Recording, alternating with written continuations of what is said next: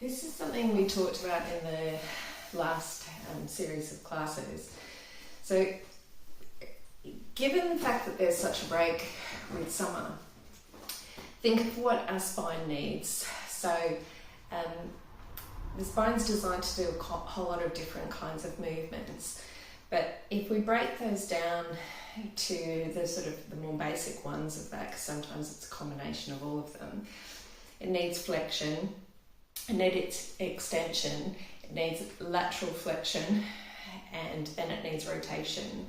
So sometimes the spine misses that when it doesn't have that over the break. So if you think about sitting, I'm sitting on a spine fitter, but you don't need to, but you want some awareness of what's going on in the hips. So if we always load one side of the hip, when we go over, the pelvis will be flung out to the side. So what you're trying to think of is finding a sitting position. You can do this standing as well, but if you're doing it sitting, that you want your pelvis to be really nice and stable. So when you're standing, you don't want your pelvis moving over to the side too much. So sitting can help that. So think about a pelvic tilt. So you're going to either put your hands here, really feel like you pull backwards to curl into a small C curve, and then you're coming up.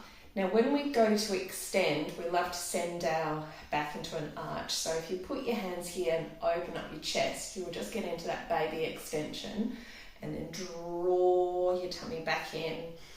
So really feel your tummy work to move the back of the spine, so that goes into a C curve, up. So that's your flexion into extension. With your lateral flexion, you can put your hand down. Now think about this side rather than this side. If it's just a drop down, you'll collapse both here and you won't get as much stretch through the side.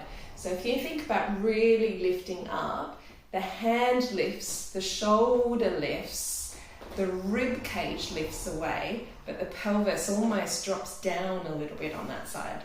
So when you go into your lateral flexion, if you can feel that lovely line going right through your body, it'll feel a lot nicer. So you're going up straight first, up and over. You can also do that with your hands behind your head, so really finding that lift up through the side, and then go into a little bit of a rotation. Now with the rotation, we don't want to add the hips as well, so keep them really steady as you rotate around your spine and rotate the other way, feeling like you find your lift in between those times.